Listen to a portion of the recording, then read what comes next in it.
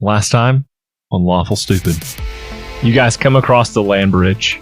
Towering over you is one intimidatingly scary brown bear. Lucian is like channeling this necrotic energy through his hand into this bear's face.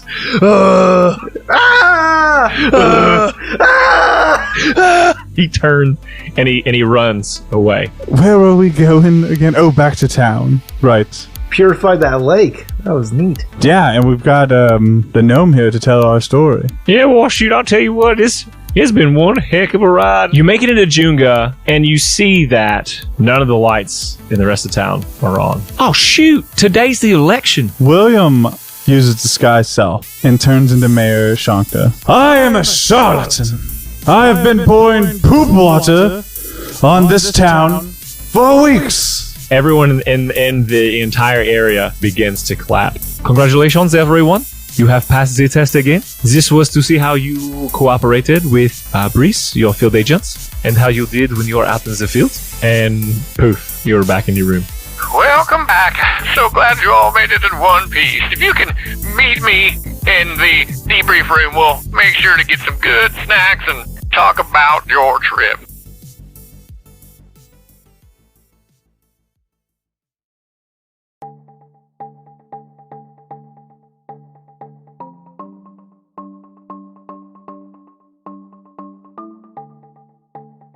William. You successfully completed your first mission with your crew, and you've made it back to the K&G headquarters, and now it's time for your own bit of downtime. So, excellent. What do you want to do first? Out of pure obligation, William will go teach a class so he can like mark that off his checkbox and be like, cool. So when you say teach, what you didn't know is that you're actually like a teacher's assistant. Okay, you say what you want to say. Well, we'll see how William reacts. Okay, and so what we'll do is you'll know when you get up in the morning. There's a pad that you've been instructed. You've gotten. It kind of helps you navigate the K&G headquarters because it can be a little bit confusing at first. Going up to the school and kind of the grounds around there. And so you pull up your Palm Pilot item, and it directs you up to where you're going to be at the morning for your first morning. Have I met the teacher to this class? No, you have not. So, and you're showing up, I think, a little early, so you can get some FaceTime and kind of know how things are going to work, and go from there. Gotcha. Yeah, so I show up to this class. I show up early. Is anybody in this classroom? No, and I don't think anyone's here yet. The teacher's there, and you see there is a man. He's got short brown hair. It's combed to one side, gelled, very neatly gelled, and he's wearing a sweater vest with the K&G logo on it, and there is a V above the K&G logo, and he's got glasses on as well, and a beard. But he seems like he's very approachable as he's flipping through at a podium. Seems to be some notes that he's going through. Yeah, I approach him and say, does my Palm Pilot have the name of my professor? Yeah, it says Favreau, politics professor. World politics professor. World politics professor. Okay, cool. So I approach and say, excuse me, sir. He turns and kind of pushes his glasses up, and he says, you must be William. Oh, yes, and your name? Oh, I'm Professor Favreau. You could just call me Favreau. Come on in. Yes, of course. I do see, I think there's a mistake here. Okay. On my Palm Pilot. Yeah, and he takes it and he looks at it and says, I don't see the problem, William. Did you see where it says Professor there? Yes, me, Professor Favreau. Yep. Yes. Mm-hmm. That's a weird way to typo, William. I think we should get that fixed. Oh no. Correct me if you just got back from your first mission, correct? The play, yes. The shit play, yes. Mm-hmm. Yes, this season's mission is just happens to be the rotation. So it's not a great one. Some would say it's shitty, yes. So you're actually just an assistant for a while when you come on. You don't get to jump right in. Yeah, I know it's like you've already got a job you're doing, and so it's like you're pulling double duty. I apologize for that. I don't make the rules. That's rank 5 on your chest might give a different impression. But okay, boss. What is it you'd like me to do? You want me to write your name on the chalkboard or hand out chalkboard? Some, we don't. leaflets? I don't have a chalkboard. It's. We've moved on. We got rid of those because beating the erasers takes up a lot of time. You have to pull students away, and it's not good for the environment. Oh, I just beat this dude. No, it's fine. What do you need me to do? So I just need you to be here for support, see how I do things in the classroom, and maybe do some handouts for me. We're going to be grading some papers, but I want you to be prepared, take over. This notebook I have here, and he shows you the notebook. He kind of flips through. He's like, everything you need in here to take over is kind of there. So we'll be working on a program, you and I, to swap back and forth so that you can begin teaching probably by next semester, I would hope. Yeah, no. This afternoon sounds great. No, not this next semester. Oh, the language barrier, clearly. I apologize. William, Favreau? and he's like, hey, William, are we gonna have some problems? I don't think so. I feel like we're getting off to the best start, best of friends. I mean, look at such a wonderful sweater vest you've got on, and those glasses. I mean, nobody pushes glasses up like you, boss. How tall is William again? He is just under 6 feet. I think it's like 5'11". Okay, that's so what's on his sheet. You guys are eye to eye as he kind of looks at you and he says, and we're like 6 feet away from each other right now, like because we're not super and wearing close. masks. No, well, I mean 6 feet's just a number in my head, but okay. It's you're each other's distance away from each other if you were to lay down on the ground. Yeah, exactly. I just picture dominoes falling and standing up. He says, William, I've been doing this game a long time, and I may look very unassuming. But I don't want you to confuse my look, my nerdiness, for not having great power. Attractiveness? I wasn't going to. Yeah, that's fine. Oh, no, yeah, no power. Yeah, got you. Okay. And he says, let's just do this. You just follow my lead, and things will be okay. And I want the best for you, Wilm. I'm not your enemy. But I can't. Great, I didn't realize. Well, okay, threatening the threatening the first day. Weird. He looks at your shirt and he goes, and he says, "You don't even have your rank on today. Did you forget that?" Yeah. Well, no, I didn't forget it. It just clashes with my suit. Okay, well that do I need to display matter. my rank? That seems a little elitist. Yes, absolutely. Okay, it is. Great. I pull the little pen out of my inner pocket and place it so gingerly on my suit jacket. Is that better? It looks better. It looks good on you. And by the way, great. It's a very nice suit. Oh, thank you. Thank you. Anyways, would you like a cup of coffee or anything? Do you have blackberry brandy?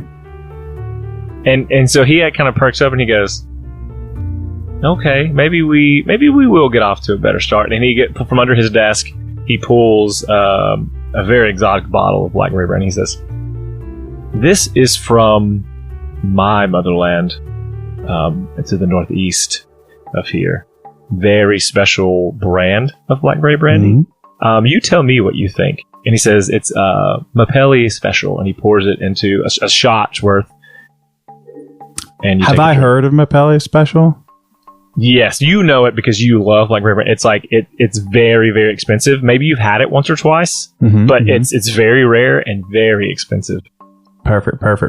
I look at it, I gracefully take it, and just the tiniest of sips. You said a shot glass worth? Is that what you said?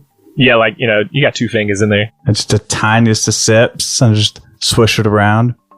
Then I swallow it. You're a man of good taste. looks at his sweater vest, finishes my drink. I think we're going to get along great.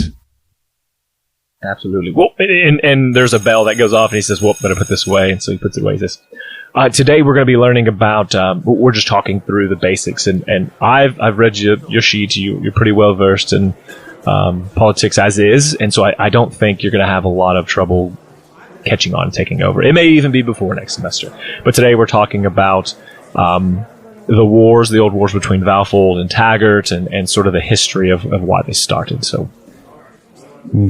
All right. Sound good? Yeah, go ahead. Okay, and so he kind of moves back around behind his desk. His podium is off to the left of that. Students begin filing in. They're very young. Very young. They look like Lucian. They're all very young. And they come in. Got it, 12-year-olds. Check. Take their seats at their desks. And they're all kind of just wide-eyed, staring around.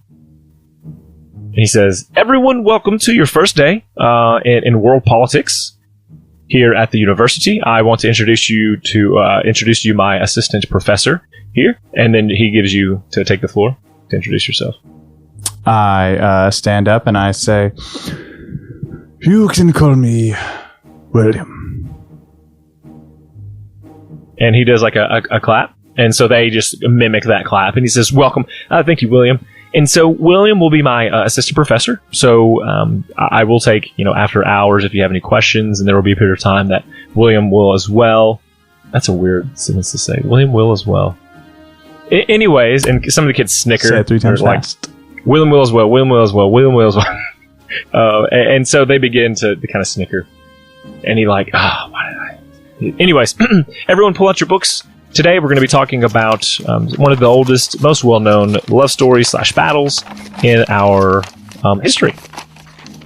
And so he will, I'm just going to quickly give that to you so you can gain the knowledge from that as well. And then we can move on to another scene. So he will tell you, Valfold and Taggart are on the same continent. Valfold was once run by a king. You know it now to be run by a council of magi, and that's what the world kind of knows it now as the council of magi.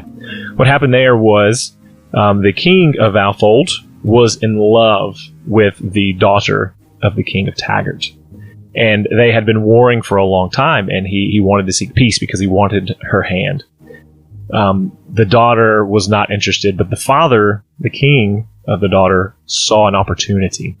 And so what he did is he kept having the daughter lead this king on. And so there were some visits every now and then, and the daughter would always ask for more things, more money, more supplies for her city, and he would give it just without even really considering how it affected his own town. And eventually it came to a point where he had almost given everything in this kingdom, and his own people were suffering, and his armies were suffering.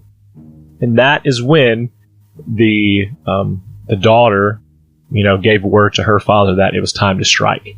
And so the king of Taggart did so and basically brought the city to a ruin. And the council of magi who were there at the time were able to bring enough forces together, not to really do any damage to the forces of Taggart, but repel them enough to get the city back on its feet over the next, 20 or 30 years. And so they decided that no longer would one man decide the fate of their kingdom, that it would be a group of people who had the city's best interest in mind. And so they became the Council of Magi. And so that's kind of the history you get there. I don't know if you have, so the class leaves, after they've had their questions and that kind of thing. And he says, well, how'd you think it went? Well, I think that's not the worst retelling of the honeypot of Valfold, but I suppose it's one way to teach it. Dry and to the point. I like it. And at that time, an elf girl walks in. She's wearing just some basic robes. It looks like another teacher's assistant. She says, oh, hello. And she hands a note to Favreau, and he opens it up and he says, shoot, William, would you do me a favor? You just saw the lesson go down. Could you kind of head up the next class? I know I told you couldn't do it till next semester, but I've got some business that I'm needed for currently. Could you do this next class for me? Yeah, Judge. Okay. Just the way you did it, right? Like, dry and to the point. Well, your own flavor. You get it. It's kind of just the same information. Yeah, absolutely. Thank you. I'll be back as soon as possible. Take your time. It'll be fine. And so he leaves, and so you're at his podium, and students begin to shuffle in, and they all sit down, and again, they are wide-eyed and staring at you. Yeah, so as these students are shuffling in, I'm going to use Prestidigitation to play Thunderstruck in the background.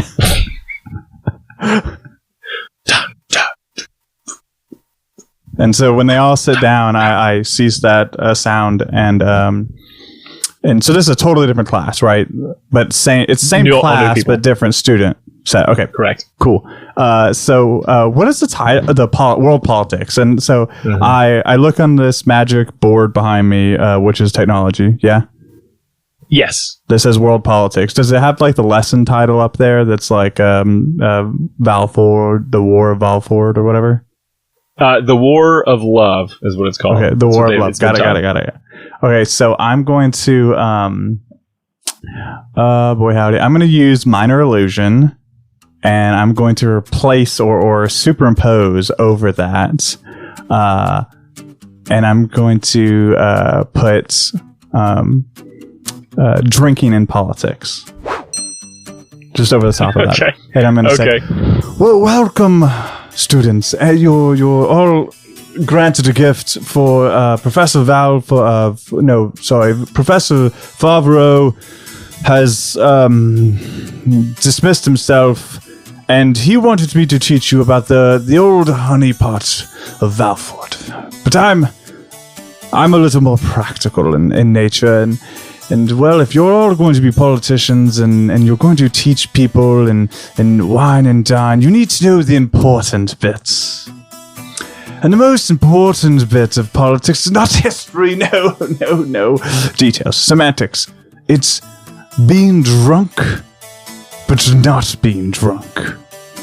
You've got to drink, but still be about your wits, because there's nothing better than someone who's drunk and off the game, spilling secrets like they shouldn't. That's how it all works, really. Just a little alcohol. And anyone who says, I don't drink, don't trust them. They're assassins or cowards. Possibly both. Mr. Willie, I don't drink. Okay. Are you an assassin? No. You, sir, to the left of him, hit him with your fist. And he, kind of just, barely taps him. Harder. A little harder. Okay, he didn't run. So he must be both. Security! These kids just look around. Some are flipping through pages, trying to find, don't worry about your manuals. That's boring. You've all come here to learn the most important trade in the world, which is deception. Which is schmoozing the elite. And if I told you the most important thing, other than being drunk and not being drunk, it's that it's all bullshit. The rules don't matter, and whoever has the most money and power is in charge. So it's important to trick those people and do what you need to do, or what the K&G needs you to do, with as little backlash and fallout as possible, especially towards me. And so these kids all look at you, and what I'll have you note is these kids, this school is all a front, so they don't know what the K&G is. They think it's just literally a school. It is a school, essentially, but it's just it is the front. So they don't know about the K&G because they're not recruited. So when you say that, stand by that. I know. So I think it's so funny, and they're just look. They're intrigued now because the first part was kind of and then the second part, it's all BS. is very good to them. Well, listen, it's every country has either a council, a king, a monarchy, a diplomacy of some kind, and it's important that you know that it's all just bullshit, really. It's all just words and agreement and ink on paper, and honestly, as much as I love the game, it's bullshit. So it's important that you understand how to play the game, and I cannot stress enough, in all the classes I've taught on this, drinking is the most important bit. First of all, drinking is delicious. Second of all, there's nothing better than a good drink, and then, conning someone out of the information they need. And so you went over the honeypot part, and then you kind of trolled off into this part too, and the bell rings for class to end, and they're all just sitting. They don't move. They're just staring at you. Okay, well, it's important that you remember this. If I were to give you anything else, tomorrow, when Professor Favreau asks you what you learn, you say, nothing important. You read that stupid book in front of you about the love story, the honeypot of Valford, and just recite that dry story back to him. Don't tell him anything I said to you. You got some nods. And they're like, oh, okay. And then I'm gonna cast fog cloud to fill the whole room with a fog, and then I'm gonna sneak out. Okay, and you do. Wait, is that bottle of brandy still here? Yes. I pour another shot, then I sneak out. Okay, you do. Perfect.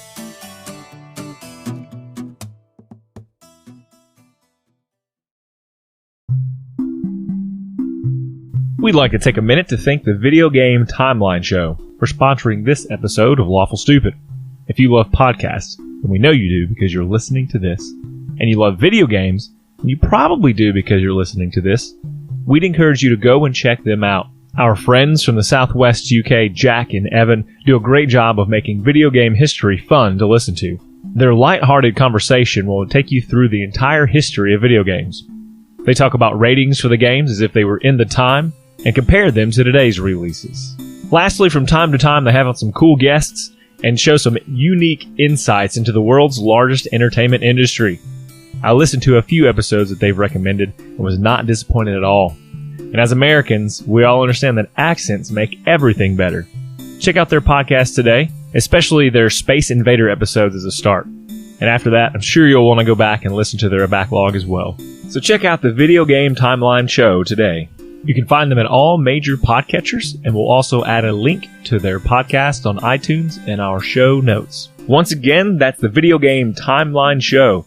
Go subscribe today.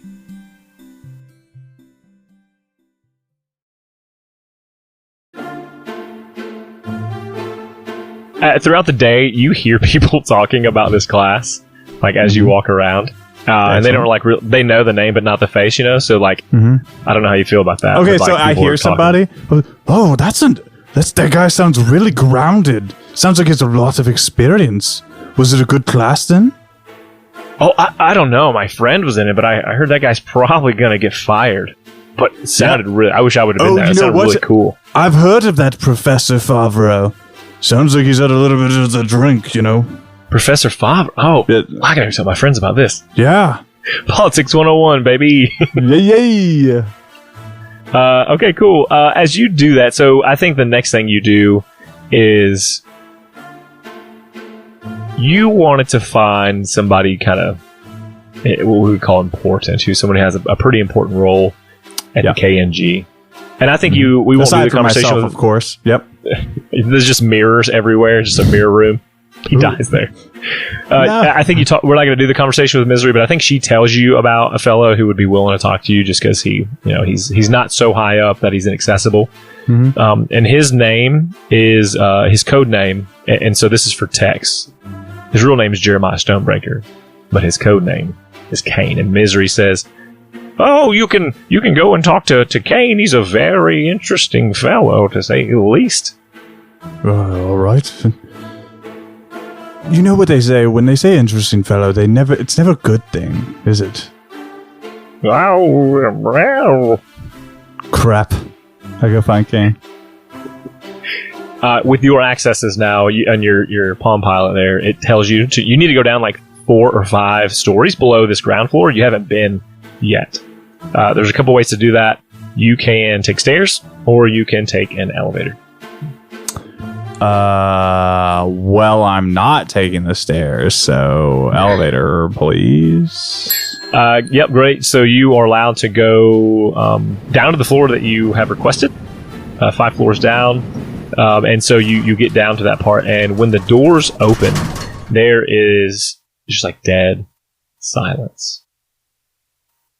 And there's this hallway, and there are a series of lights that are shining from the ceiling onto the ground in circles. the circle of lights don't touch each other, but they're spaced far enough where you can see, you know, as you walk between them. And you notice there are cells on either side of this hallway. And it seems to lead a pretty long hallway, but you can see at the end of the hallway there's a large circle room that has lights in it.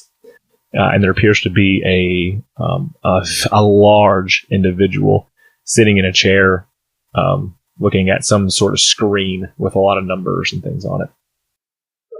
I approach. So are there people in these cells? Like, can I see them?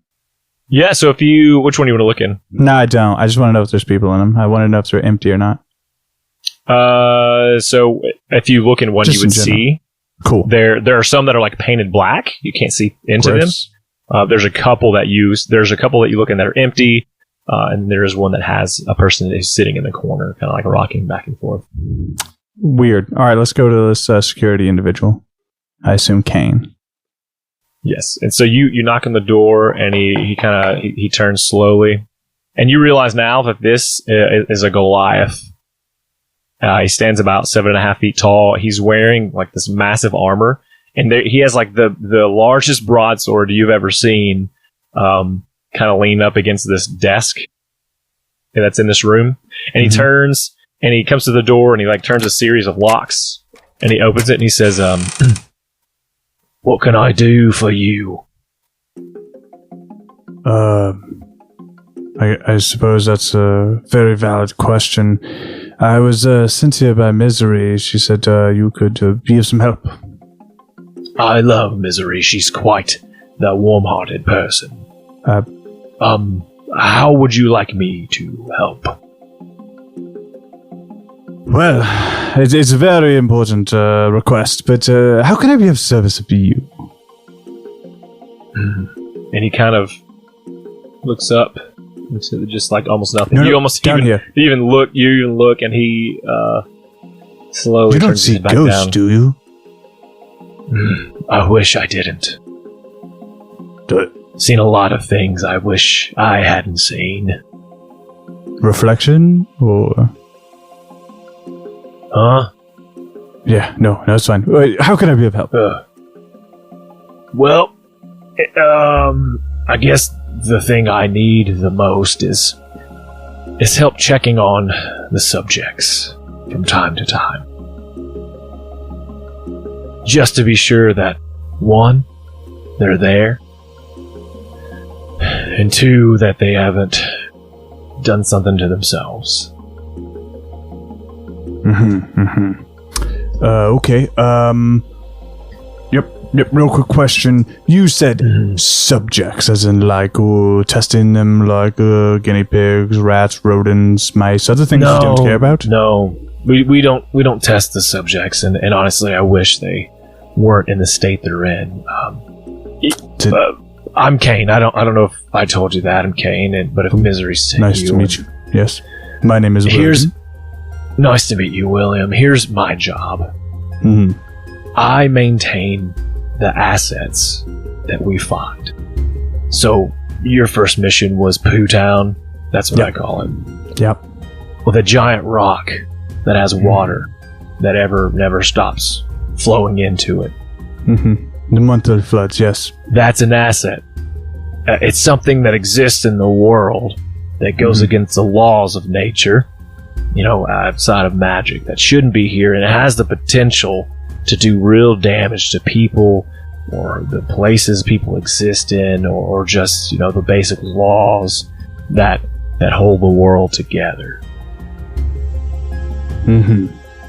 So my job, once they've been studied by Dr. Ryan, is to catalog these things. Sometimes we get people in here, or items that have to have very specific conditions for them to be maintained in. Let me give you an example, Yes, because please. this one's pretty popular. Yeah. Okay. I got a brother named Abel.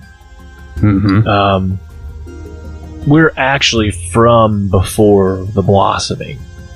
So you could say he and I are assets, really. While I seem to function pretty alright. Where's your cell then?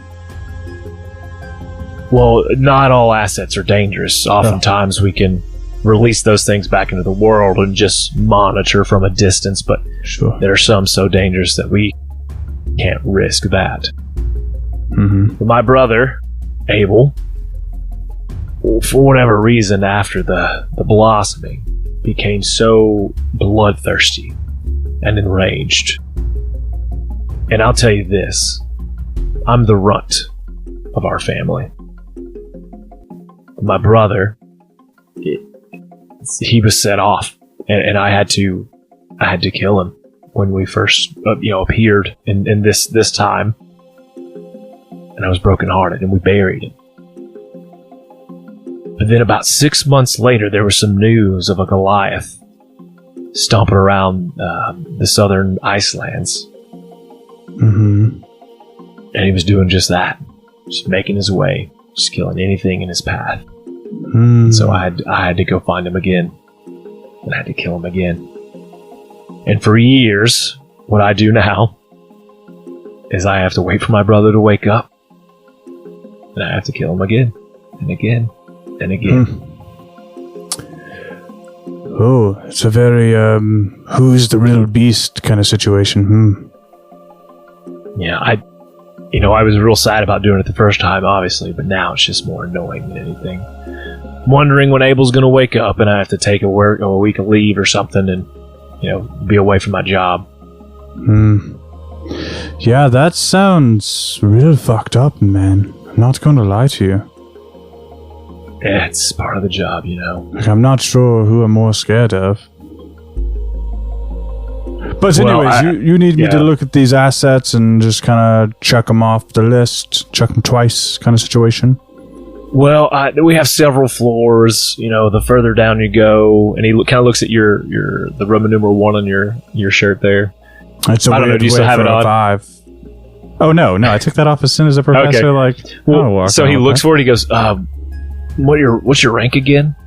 Which one below the maximum? So it's a quattro, yeah, a 4. He's oh, I don't know the last time I've laughed. Oh, yeah? Was it when you killed your brother? Because seems like there's a tipsy topsy thing going on there. It's more tedious than anything now. I really wish that I could bring it back, and I'm hoping there's got to be some asset out there. It's going to come back on its own, it seems. But I'm sorry, you were telling me what I need to do on the bottom levels? Yeah, just check levels 1 through 5 beneath the headquarters are, set different assets. And so I'm going to give you a checklist if you can check them daily, kind of maybe monitor, take notes. You're doing basically some minor research on these things as we go. And that would just be a great help to me, just maintaining and knowing where they're at and what's going on. Perfect. And so when we say assets, we don't necessarily mean people. It could be inanimate objects. Yeah, and there's a workup on the front of all the doors, kind of what's going on, what to expect, so you're not just going in there blind. You'll have some other scientists running around checking, but they just kind of we have some bodies taking notes around the clock, and so you're not by yourself. You'll have some other people on the floor, but just been shorthanded recently. Oh, that's a shame. All right, well, I suppose I'll get to work. And real quick, that's a big-ass sword. I kind of walk by him to go to the sword, unless he hard stops me. No, he doesn't. And then I push it over. You try. It's so heavy that even as it leans, you can't push it over. Then I push against it 2 hands, and I turn my back, and I you push with your back, and I'm just squishing on my legs, and then I stop and I straighten my suit up and go, that's a big ass sword. And then I walk right out of the room. Have a good, and the door shuts. Okay. All right. Do I have this checklist with me? Yes. Okay, great. So, 2 things. 1, I go up to the one with the creepy person. Well, hold on. You remember the creepy rocking person? Yes. That you were telling me about? Perfect. For 1, I cast Sky Self and I turn myself into Professor Favreau. Okay.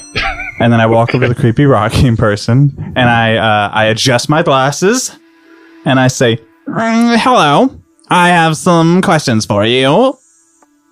And what you see is there is what looks to be a petite girl. She has long black hair that is covering her face. Mm-hmm. She's barefoot, and she's like holding her. She's sitting in the corner with knees, and there's this bright light that is shining directly down on her, filling this room. And it's intense, almost even for you, because I think you have to lift up, maybe this hole, or there's like something covering the window. You lift it up, and light shines out. And she looks up, or her head at least looks up, and she kind of moves her head just a little bit so that you can see one eye peering at you, and it's like a bloodshot eye. And she just at the top of her little form here for her, does it say Ring Girl by chance? No, but I did my best, so I'm glad that you caught that. Good. Perfect. And then I look at her. Ma'am, it's very important that you just tell me a couple things. Are you there? And she kind of tilts her head the other way, so now the other eye can see you. Except this one is completely black. Ma'am, just a nodding or a shaking of the head. I'm going to need a positive or a negative. She sort of like does like a motion to pop her neck, and she begins to sort of stand. And so what looked like a small frame begins to stand very, very tall in this room, and she like hunches over. And almost as swiftly as she can move, the eye is right in front of you, staring. Oh, creepy. I don't like it. This is why you're single. Ma'am, do you think you would hurt yourself? And then she, you can see her, sniff. And then she slowly smell delicious. Backs away. And almost this tall figure gets smaller and smaller, to a normal size again, as she sits back down in the corner and drops her head again. Okay. What does her name say on this little list here? Yeah, so this is, it says KNG-803. 803. Perfect.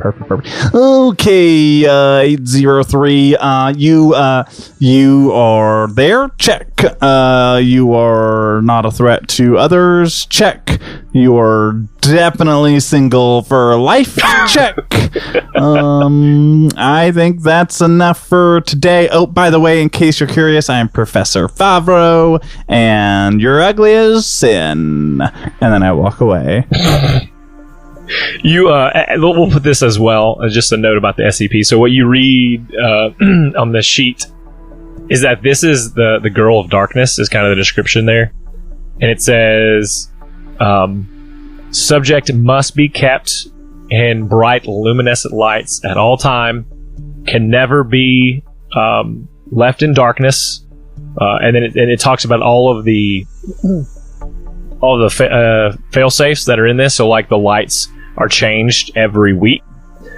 There are 4 of them, and there's a backup generator specifically for this room. So even if power went out, there's a generator that would kick on automatically with no break in the time. And that she was known to kill 4 people before she was captured and brought in to the KNG, and this was 10 years ago. Okay, with that information in mind, I have one more thing to say. Oh, you look better in the dark. And then I leave. And then, as Professor Favreau, I go and do all my checks for the first floor, equally as annoying and abrasive to anybody who responds to him. And the rest of those are not nearly as scary as that one was.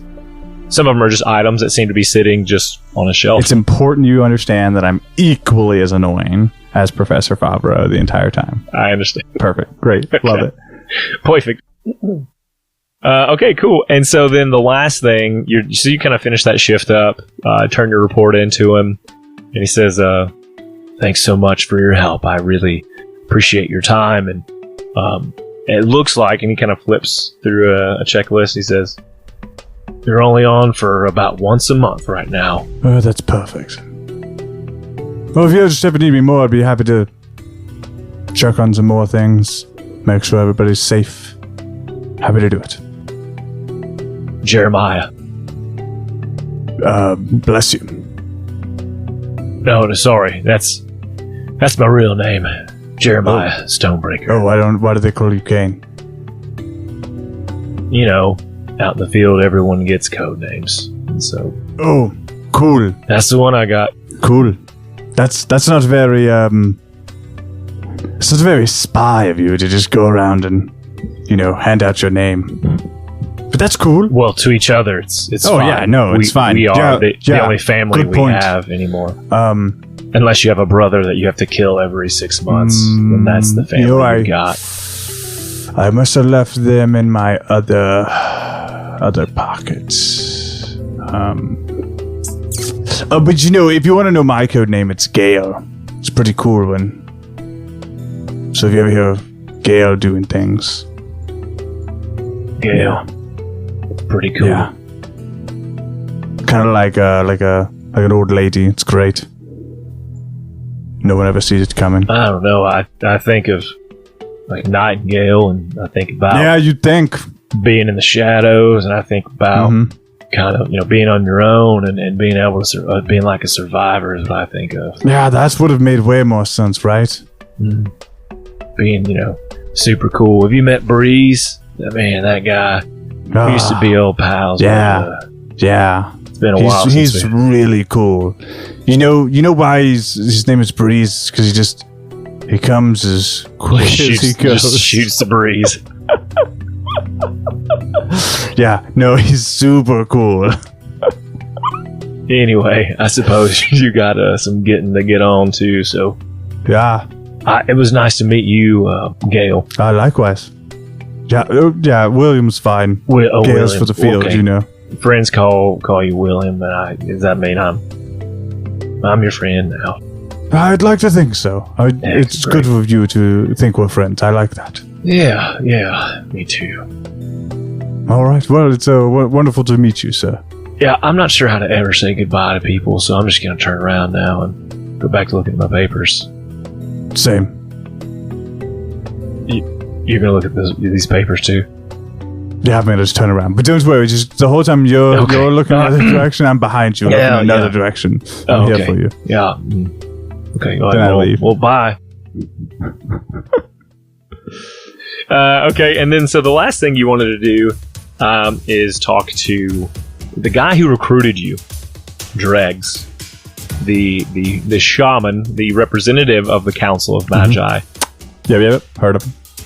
And so I think that he, where do you want to meet him at? Where do you think he would be? I'm kind of giving you kind of. Is there a like so like the elements are like a thing from what I Yes, very understand. much Is so. there somewhere that people like him go and pray and like do things like that?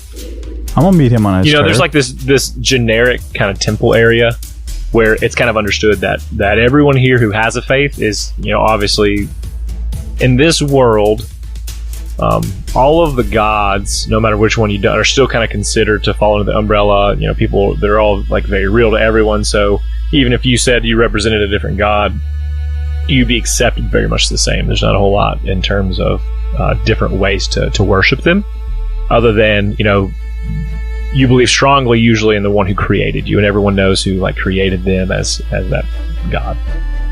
Cool. So let's go there. I wanna find him there if possible.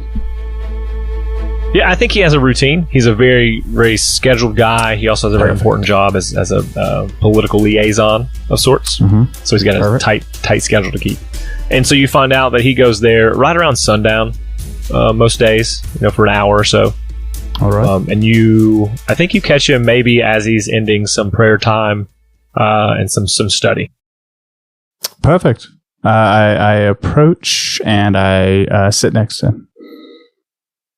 And his eyes are closed. I think he's sitting down on a mat, and he's cross-legged. I sit next to him. He's crisscross applesauce, and he breathes in. I did not need this today. Who are you talking to? And he kind of pulls the hood back, and I think we remind that he's a dark-skinned tiefling. Mm-hmm. He says, "You know what it is I talk of. Your presence merely is threatening to my auras." Oh, that's a good point.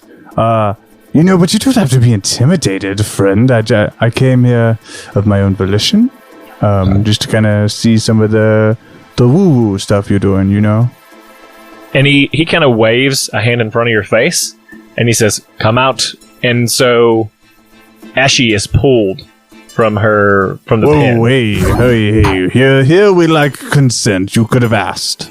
And she's sitting on a mat, but she seems very peaceful about it too. She's just kind of say what you say. Consent is important. Consent is important. I have convened with her before. I ask you if she could come out. She is here. Oh, all right, perfect. It's fine. It's fine. I don't mind. Yeah, but it was kind of douchey, you know. He could have just asked. He didn't have to yank on William, you. Like that's. Look at me, William. Look at me. Mm-hmm. You're a douche. Yeah. If anything, you should be proud of him. No, listen, I'll do a lot of things, but I don't betray consent. I have a line. That's fine. Just give me some weird vibes. It's fine. Dregs, I came here, first of all. Still Dregs. Still Dregs. Name has not changed. Still William. William. Negotiating on that. It's like you don't have like a code name that's much, much, much cooler. Like Breeze, his code name is just Dregs. Oh, Dregs is my code name. Oh, great. What's your real name? Because that's my. I will never tell you that. Lara, okay. Never will you get that name. So you got Dregs because you like drag your feet? Never gonna get it. Not this time. No. No. Okay. Well, anyways, I just had a question. So you seem to know more about Eshi than Eshi knows about herself. So what do we do to unlock some more of those memories of hers? I like point at her head. And he looks over to Eshi and he says, "You seem to have a troubled past. Something that is very heavy on your spirit." And she says, I guess, I don't know. It's more like my memory is gone, and I don't remember why I am the way I am. I know I was a person. I know that I existed. I know that. Well, maybe that's it. And do you remember how you got with William? Yeah. Sheer luck. On who is lucky? Oh, for me, I'm the lucky one. That poor soul has to deal with you. But that's neither here nor there. He says, "Here's what I have heard. Mm-hmm. Long before the blossoming, there were a group of champions, and you've heard this story, perhaps, but the champions represented the 6 gods, all of which were created by Uni himself. And during the time of the champions, the reason they were called was there was a sickness called the Dragon's Curse, because the gods could only exist on this planet, Norve Terra, in the form of dragons. Otherwise, their spirits, their presence was too powerful and would kill people, just even by being near it. And so they called upon champions to represent them, to go out to all the world and tell the people that the curse was not the fault of the dragons, but that they did not know what the fault was, or the reason for the curse. The curse was killing people who use magic, and magic alone. Warriors were not bothered. Fighters, no. Common people were not threatened. But any magic user who called upon the name of magic, the name of Uni or their gods, they were affected. And some who chose to keep doing their magic to heal those who were hurt, to fight on the front lines of the battles, for such as Valford and Taggart, those individuals were cast into a deep sleep. But it did not kill them. It merely put them into a stupor.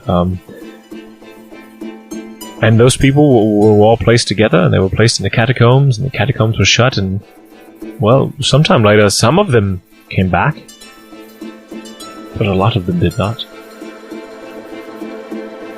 And so the warriors, what happened to them? Well, that's the big thing. Nobody seems to know. But what I hear is that a few of the champions, specifically, were very powerful and made many sacrifices themselves to make sure that the dragons, the gods themselves, were saved, preserved. And some think the dragons still exist here today. Although I don't think that's true. But Eshi here. Are you a Eshi fucking here. dragon, Eshi? Eshi is not Breathe a dragon. fire. No, I'm not. I almost tried it. You got me last time. I'm not doing Okay, that. you can breathe fire. I've seen you do it. Okay. I have abilities. I can't breathe fire. But you make it look like it, and that's the important piece. Don't put that on me. Don't put that on me. Don't expect that from me. Anyways, you were saying? It seems that your friend here is trapped.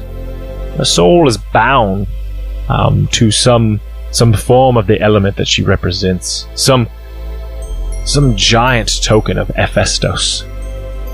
I don't know all the details, but I feel like if you could reconnect her soul to her body, you may find many more answers. Okay, we've got to take you home. Alright, I like it. That is the first noble thing I've ever heard you say. No. Remember the part when I talked about you getting a better name? That, for Leave sure. him alone. Dregs is a cool name. Okay, Ashley, listen. I get it. He can yank your spirit out of you, but he has no control over you. You don't let him bully you into this. It's not okay. But yes, we'll take you home. Question. Dregs, I'm sorry. Don't apologize to him. But really quick question. These catacombs you mentioned, where are they? I think that they have since gone far below sea level. I don't know that anyone has been there since... Well, there's no recorded history of anyone going there for a long time. It may not even exist. It may be a part of the story that people tell. Okay, so... No, it is interesting. That's a problem. Or, what did you call these catacombs other than catacombs? Do they have like a fancy name? Well, I mean, several people called them the... Catacombs of the champions. Champions, catacombs. The immortal catacombs. The catacombs of the lost. The forever asleep. Sleeping beauties catacombs. The Z Central, the 19 Night, See You Never Again Mountains, the... Hold on, I will find this name. No, it's weird. It just seems like you just had a little bit of a stroke, Dregs. I can keep giving you some names, like riffing off of your catacomb situation until you remember. They're just called the Catacombs right now. Alright, it's perfect. I will go look that up in the I will have Eshi go look that up in a library for us. Does Eshi have a library in her pen? No, but does she has the ability to go do things without me? That's true. She is powerful. And also, I'm not a nerd. Well, Dregs, I really appreciate the time. Sorry about this interaction in general. No, please, feel free to crash in on my, spiritual time anytime. No, I just meant it was a lot longer than I intended, so my bad. Well, so okay. Eshi, it is always a pleasure to speak to you. Yeah, weird. Well, hey, good luck with the woo, and appreciate you. Thanks. Then I'm going to stand up and walk away. You kind of see him shake his head and kind of go back into some kind of final, almost prayer posture. And then as we're exiting that spot, I look at Eshi and I say, "Okay, now you can't tell him that I said this, but that's some good information he's giving us about your past, and we can't fight in front of him so much. That's not good. United front."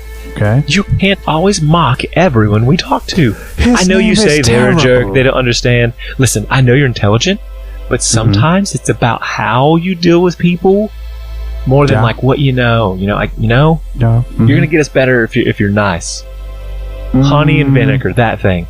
I enjoy the wit. I get it. I'm just saying there's going to be a little trouble in paradise, and I don't know how to divorce the spirits. I don't know how to do that. Well, listen here, Billy Boy. You're going to have to deal with it until we figure this out. Only my mother calls me Billy Boy, and she is dead. Possibly. I'm not sure. Well, she probably died to get away from you. Okay, well, to be fair, you died to get away from me, and here we are. She laughs. She actually laughs. But for real, that was some good information. It was really good information. I feel, I don't know, more hopeful than we have in the past. Yeah, I think if we find the catacombs, or not, but it's good. Somebody knows about those catacombs. Right. There's too much weird stuff in the world. I mean, like me, I exist in somewhere. Yeah. You're totally not a figment of my imagination, which is great. I was real happy to learn that. Well, I don't know where to go next, but I'm very excited. But real quick, if you were a dragon, you'd have to tell me, right? Like that's I'm not rule. a dragon. Like you have to tell me if you're a dragon. Okay, I'm a dragon. Okay, great. Also, last thing, there's a thing about a curse, and if you do magic, you can get the COVID-19 juice if you're a magic user. That's not going to happen to me, right? I think that was the old thing. I don't think that is a now thing. Oh, good, you're right. I feel much better about it. And then I start casting like sparks and stuff in my hand. Great, still works awesome.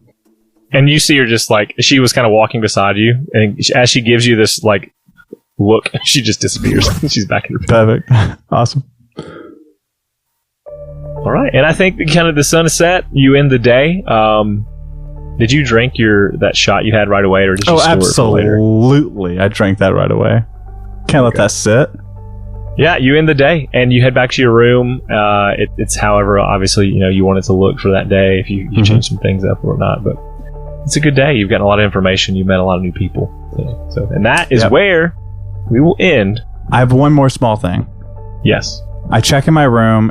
Is there alcoholic blackberry brandy in my room? There is now, but it's very low content. Oh, well, it's better than you'd nothing. have to drink a lot. It's a good challenge. Well, at least it's not just bullshit now. Great. I'm very happy and have a drink. Light conversation with Eshi to end out my night. Love it. That's where we're in the episode. Hey, everybody. Thanks for listening to this episode. This is the second downtime we're doing after the first arc. Kind of the format we'll follow is as such. We'll do an arc, we'll do some downtime, we'll do a side mission, side quest the players choose. I'm trying to feed them some stuff during these downtime things. And I'll have a list of other things. I love it. So we dropped this episode, and so we'll be dropping the next one in a couple weeks, kind of giving ourselves a break right now. And so that's why you're getting them in 2-week increments. And so that's that. Dwayne, what you got for him? Hey, if you want to support the show, you can go to store.lawfulstupid.org. You can get yourself a t-shirt. You can get yourself some stickers. You can get yourself another t-shirt because you gotta have more than one. But no, seriously. Oh, and don't forget stickers. What? Don't forget stickers. You can get stickers. You can definitely get more than one of those. But seriously, if, the store really is just a small way to support us. But it's more about you having a piece of the show yourself. You having a little bit of the logo, a little bit of the, these shirts are super comfortable. I'm not wearing one right now. I don't know why I look down. But I wear them all the time. They're very comfy. And it's always nice. You go out and people say, look, oh, that's a really cool logo. Or, what is that? And then I tell them, and then the Southerners around me quickly lose interest as I'm checking out at Lowe's. But that's neither here nor there. Store.lawfulstupid.org. You can have a little piece of our show with you. That was very sad. Hey, what you can also do is, if you're cheap like me, you can just join our Discord and still have all of our fan base and people to talk to about the D&D, or there's a role playground that people just love so much, and that one's probably the most active channel of all in our Discord. But there's a lot of other things you can do. Talk about current video games people are playing. Baldur's Gate 3 is one I see in there, so yeah, have fun. You can join us at our Discord at discord.lawfulstupid.org. And so what we'll finish on is my good news story. I found this one. It goes, I had a great Pyrenees who was the definition of gentleness. She could run full speed through a field of baby chicks and wouldn't harm a single one of them. One day I accidentally cut a guy off while driving. There's a big tree on the corner, and I looked as best I could, but I didn't see him. It was an honest mistake. This guy followed me home, a journey that took a good 15 minutes. I pulled up my drive, and my dog, as always, ran out to greet me. I got out of my car, turned towards the guy, and started yelling at him to get off my property. My dog became a terror demon, snarling, barking, and darn near choking herself on her own hatred for this guy. Threw his truck in reverse, took the heck off. My dog chased him to the edge of the property, came trotting back. So proud of her. She got many treats that night. You don't mess with a working dog's family. So it's good. This owner's dog helped keep a weird guy from attacking her. Yeah, what that story doesn't tell you, and it's I hate the details. That was just like the ending of a very sad, like, divorced couple, right? Like, the guy was like chasing his husband, and then their mutual dog like picks a side and like barks him away, and forever their love was shattered, all because that dog wouldn't give him a second chance. He's like, I'm just gonna drive up and try one more time. One more time, give me a I sign. got this. Give me a sign. Give me a sign, God. Together or not. And God goes, I got you one angry dog. I got you one angry pupper. And then the ex-husband thought, well, that's why I poisoned that dog's treats. And all dogs go to heaven in the end. Hey everyone, thanks for listening. We love you. Bye.